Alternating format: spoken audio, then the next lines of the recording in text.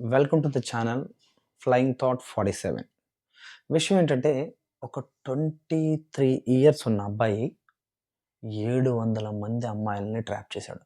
మీరు విన్నది కరెక్టే. 23 ఏళ్ల వ్యక్తి 700 మంది అమ్మాయిలని ట్రాప్ చేశాడు.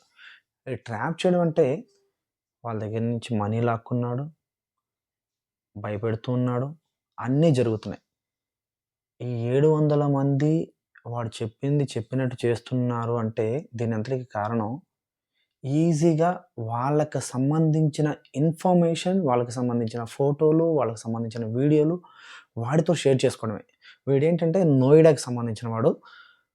23 ఇయర్స్. వాడి ఫేస్ కాకుండా వేరే ఒక మోడల్ ఫేసు, వాడి ఫోటోలు, వాళ్ళ వీడియోలు పెట్టుకొని వీడు అమ్మాయిలతో చాట్ చేసి ఇప్పుడేంటంటే ఒక మోడల్‌ని చూడగానే మనకేమనిపిస్తది? అబ్బా! భలే ఉన్నాయి, హ్యాండ్స్ బాగున్నాయి, లేకపోతే ఫిజిక్ బాగుంది, ఫేస్ బాగుంది, చాలా బాగున్నాడు అన్న ఫీలింగ్‌లో ఆటోమేటిక్‌గా చిన్న అట్రాక్షన్ ఉంటది. ఆ అట్రాక్షన్‌తో వీళ్ళేం చేస్తారు? వాడితో చాట్ చేస్తూ ఉంటారు కాబట్టి వాడు నిదానంగా వాళ్ళ దగ్గర నుంచి వాళ్ళకి సంబంధించిన డేటాతో పాటు వాళ్ళ దగ్గరున్న పిక్స్, ఫోటోస్‌తో పాటు వీడియోస్ నార్మల్‌గా షేర్ చేస్తే ఎవడికి ఏ టెన్షన్ ఉండదు. అంత పెద్ద భయపడిపోయి నువ్వు భయపెడితే డబ్బులిచ్చేంత రేంజ్ ఉండదు. కానీ అంతకు మించి డ్ వాళ్ళకి వాళ్ళకి సంబంధించింది షేర్ చేస్తేనే కదా! వాళ్ళకి భయపడతారు. ఇలా వాడేంటంటే నిదానంగా వాళ్ళతో మాట్లాడి, వాళ్ళని ట్రాప్ చేసి, వాళ్ళ దగ్గర నుంచి వాళ్ళకి కావాల్సిన ఇన్ఫర్మేషన్ అంతా లాక్కొని, వాళ్ళ పర్సనల్ ఫోటోసు, వీడియోసు వాళ్ళకి షేర్ చేసుకొని ఇలా చేసి, వాళ్ళ దగ్గర నుంచి డబ్బులు గుంజడం స్టార్ట్ చేశాడు. వాళ్ళు భయపెడుతున్నారు. ఇలా ఆల్మోస్ట్ ఒక 699 మెంబర్స్ చెప్పకుండానే ఉండడం వల్ల వాడి గురించి విషయం బయటికి పడలే. ఎక్కడో అక్కడ మనం చేసిన తప్పు ఎక్కడో అక్కడ ఎవరో ఒకళ్ళు బయట పెట్టకుండా ఉండరు కదా!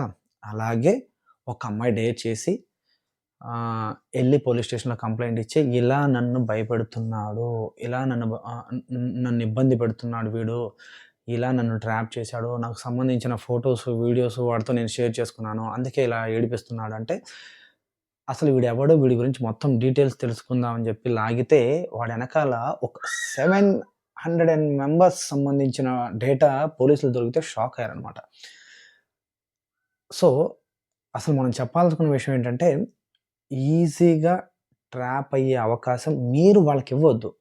సోషల్ మీడియా ఉంది పాజిటివ్‌గా వాడుకోవడానికి, ఎంటర్‌టైన్ అవ్వడానికి, దాని ప్రకారం ఉపయోగపడాలి గానీ, దీన్ని చెడు వైపుకు వెళ్ళేలాగా మీరే అవకాశం ఇవ్వొద్దు.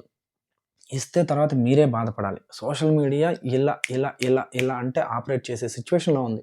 సో, ఫింగర్ టిప్స్ మీదే మనం ఏం చేస్తాం? పొద్దున్న లేవగానే, కళ్ళు తెరవగానే ఫోన్ ఓపెన్ చేస్తాం. ఫోన్‌లో చూస్తాం. ఫోన్‌లో మాట్లాడతాం.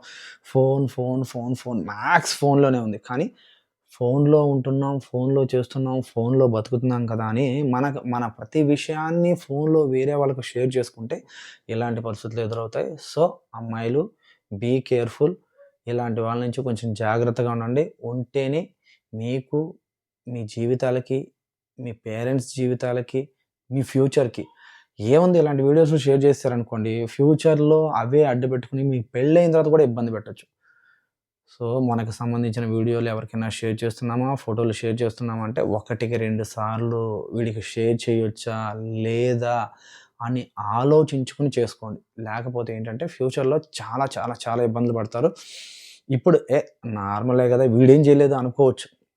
అక్కడ మర్చిపోయాడు గదా! అక్కడ అయిపోయింది గదా! అనుకోవచ్చు. రేపు పెళ్ళయిన తర్వాత వీడికేదో అవసరం వచ్చి వాడు డబ్బులడుగుతాడు. ఆ టైంలో మీరు కొంత అడ్జస్ట్ చేయగలుగుతారు. తర్వాత వాడికి ఇంకా ఏదో అవసరాలొస్తాయి. ఇంకా కావాలనుకుంటాడు.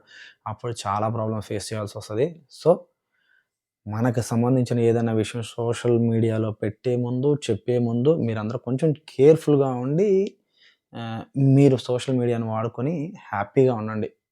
దానివల్ల ఇబ్బందులు పడకండి. Thank you. Thank you so much.